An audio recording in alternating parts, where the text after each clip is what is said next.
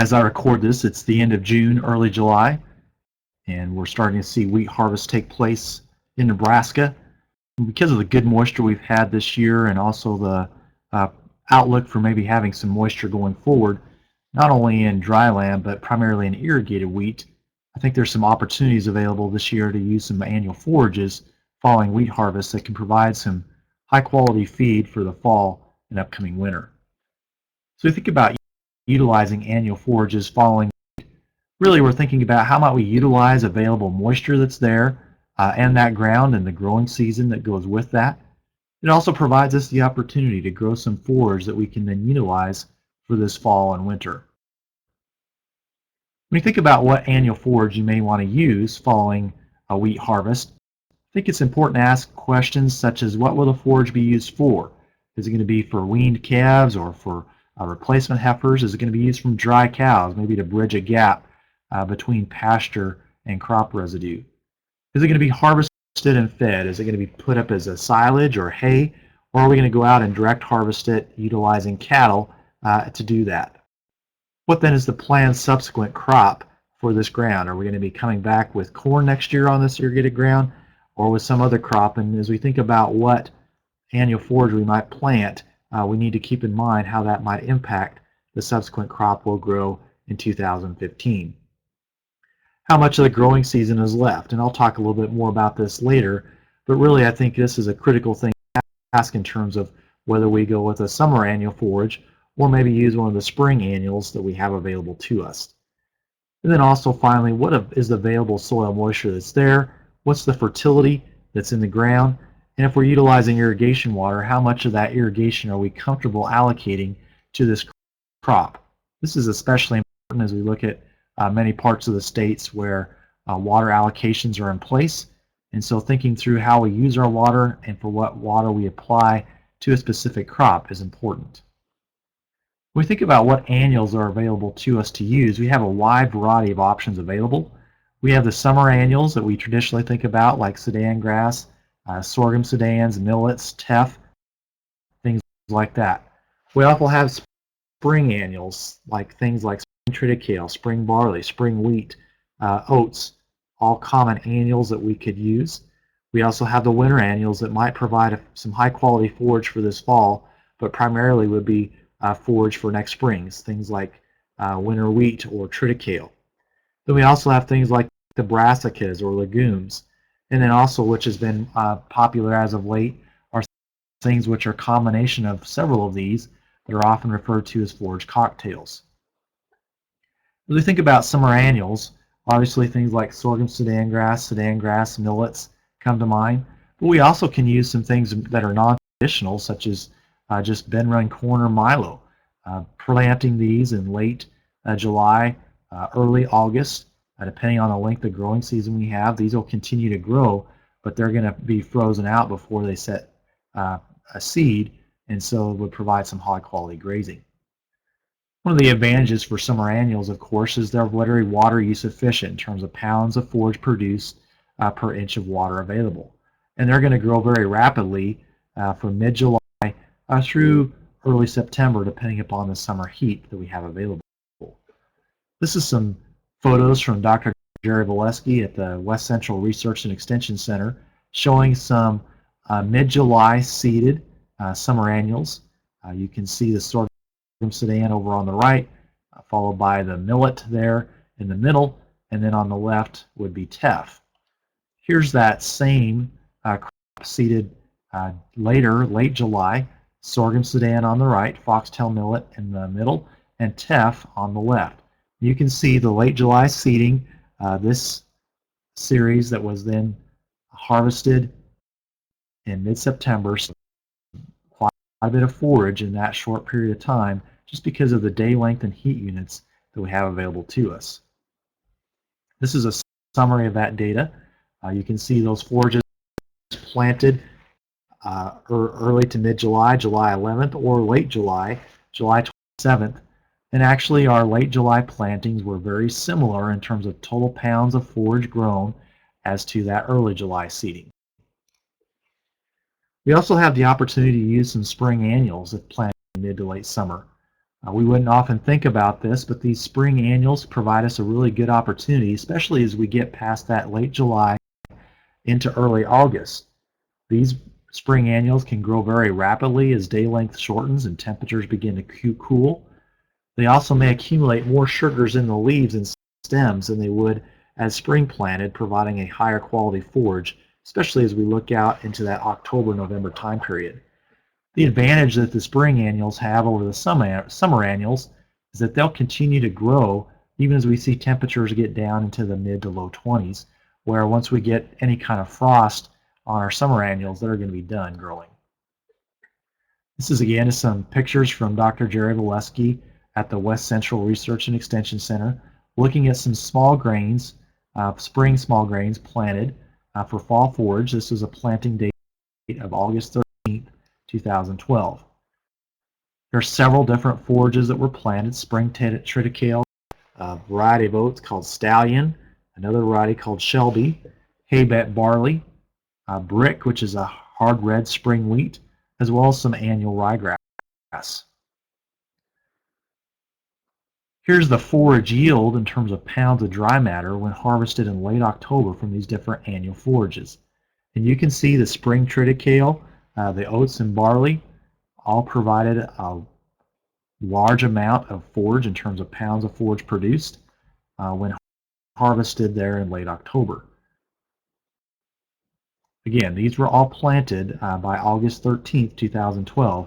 And if you remember 2012, that was when we had the drought, so we had quite a bit of heat units, and the growing season extended well into the fall. Here's what the quality was when harvested October 29th. Again, that spring wheat, the wheat had a high quality, both of crude protein and TDN. The annual ryegrass did as well. The oats and triticale, not as much crude protein, but still very acceptable in terms of quality if we were looking for something to develop some weaned calves on or replacement heifers. So a very interesting opportunity, I think, when we look at the crude protein and the TDN there in terms of something we might use in various different ways. This is some data from the Panhandle Research and Extension Center. This was planted back in August of 2012. Excuse me, actually early July and August. We had two plantings. We were looking at different levels of irrigation. So we had 4 inches or 8 inches, and then we were looking at two planting dates, either July 18th or August 2nd. The July 18th planting, we applied 8 inches of irrigation water. This was sorghum Sudan, and you can see when we harvested this in mid to late September, we had almost 3.4 tons of sorghum Sudan. The foxtail millet had about 1.7, and the oats 1.5. The forage planted in early August there, we can see a significant impact. Again, higher elevation out here at Sydney, cooler nights, and earlier termination of the growing season than we would have seen in North Platte. Sorghum Sudan with 8 inches planted August 2nd had 2.1 tons, foxtail millet 1.2. The oats actually did a little better there, approaching 1.7 tons with 8 inches. Here's the same crops planted July 18th or August 2nd, again with 4 inches of irrigation water. And then remember, again, this was during the drought of 2012, and so really had very little in terms of available moisture from rainfall events. This was forage primarily grown from irrigation, had high ET rates with very warm temperatures, and so that impacted the amount of forage grown. The interesting thing was when we harvested these forages, the quality, this would again been harvested in late September. Sudan grass planted in mid-July was around 10% crude protein. Early August, 13. The oats planted mid-July, 14% crude protein, and planted early August, almost over 18. And then the millet, you can see, also was high in terms of quality.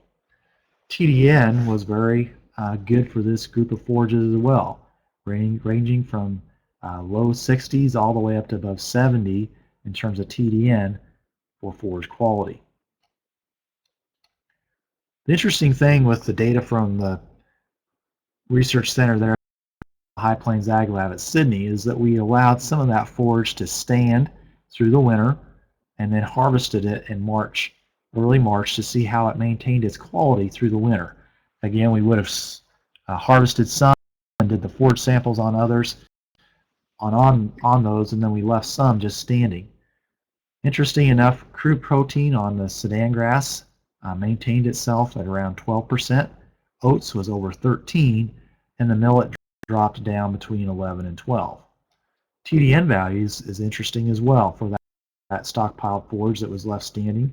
Sudan grass was above low 60s, oats was in mid 60s there, and the millet was in between. Some may ask, well, why do we maintain quality on that? And you think about, again, the drought of 2012, we didn't get much in terms of precip going into the fall of 12 and early 13. And this is a seasonal graph showing precip April through March for Nebraska as a whole. And you can see when we look at when we get precip, we primarily get precip in the months of March through October. November through February tend to be pretty dry in terms of precip.